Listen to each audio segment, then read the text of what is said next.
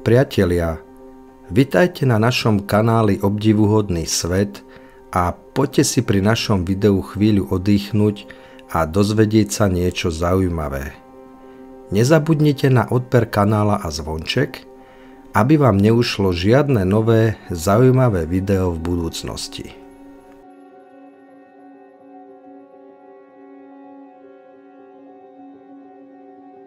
Avebury. Najväčší megalitický komplex na svete, neďaleko Malborgu vo Wiltshire, 26 km od slávneho Stonehenge. Obrovský kruh komplexu pamiatok, kde sa nachádza aj záhadný Silbury Hill. Aký bol účel týchto miest a prečo boli vybudované v tak veľkých rozmeroch? Slúžili ako kultovné miesta na náboženské účely? A aký bol vzťah medzi megalitickými kruhmi, rituálnymi alejami a umelo navršenými kopcami, ktoré tu stoja dodnes? Poďme sa spolu pokúsiť zodpovedať si niektoré tieto otázky. Celý tento komplex sa pokladá za najpozoruhodnejší komplex pochádzajúci z mladšej doby kamennej a doby bronzovej. Ide taktiež o najväčší henč alebo inak povedané megalitický kruh. Dnes ho v Avebury čiastočne zaberá dedina, do ktorej vedú 4 cesty cez staré vstupy. Nachádzajú sa v rovnakej vzdialenosti, sú orientované presne podľa svetových strán. Celý kruh sa nachádza na ploche o rozlohe 11,3 hektára a má priemer úctyhodných 427 metrov plus násyp okolo priekopy, ktorý mal pôvodne výšku až 17 metrov, dnes sa zachoval do výšky 9 metrov. Vonkajší kruhový val, ktorý celý kruh ohraničuje, pozostával z 98 monolitov z pieskovca, ktoré boli zarazené do zeme v rovnakej vzdialenosti od seba, a to 11 metrov. Tieto monolity neboli remeselne opracované tak, ako tomu bolo v Stonehenge, ale formovala ich časom samotná príroda. Najväčšie z nich vážili až 40 tón a dnes sa ich zachovalo presne 27.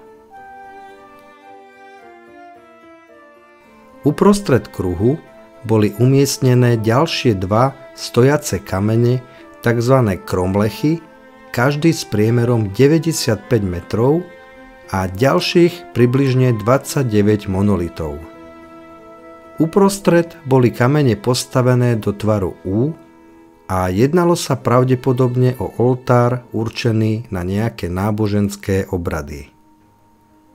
Archeologické výskumy potvrdili, že v tej dobe takú ťažkú prácu s kameňmi vykonali miestni obyvatelia za použitia jelenieho parožia a lopát vyrobených z lopatiek kostrových pozostatkov hovädzieho dobytka.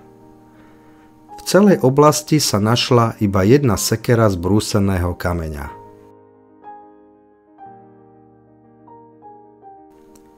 Ale ako prepravovali obrovské kamenné monolity? Podľa všetkého využívali prepravu na drevených valcoch a následne využili naklonenú rovinu, páky a povrazy, aby ich dostali na miesto určenia.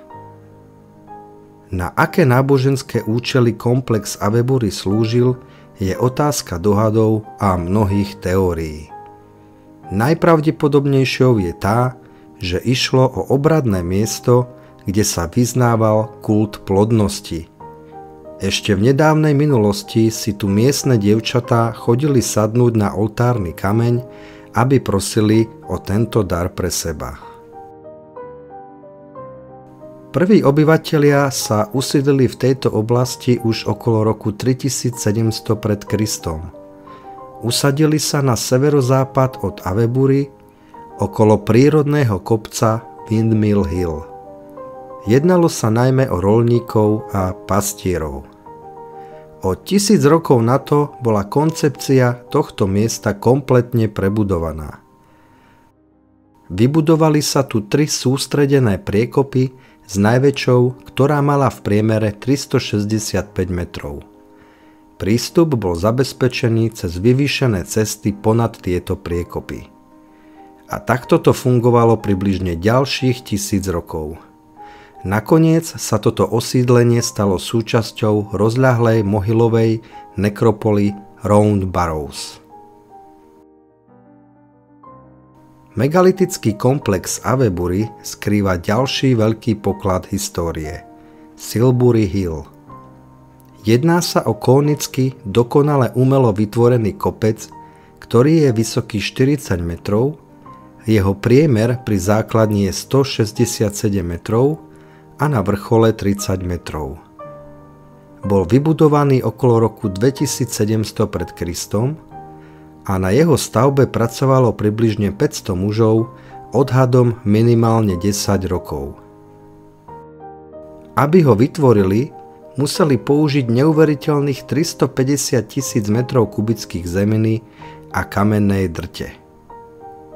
Aká bola funkcia tejto stavby, zostáva do dnešných čias veľkou záhadou.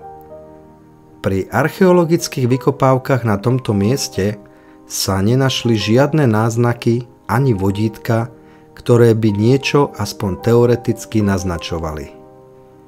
Niektorí bádatelia uvažovali o tom, že sa tam mohli odohrávať rituály zasvetené bohyni matke alebo iné náboženské obrady tej doby.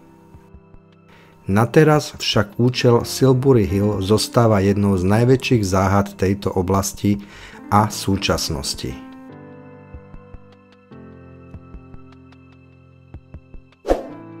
Priatelia, ak sa vám toto video páčilo a dozvedeli ste sa niečo nové a zaujímavé, budem rád za váš like, odber kanála, zdieľanie a tiež komentáre pod videom.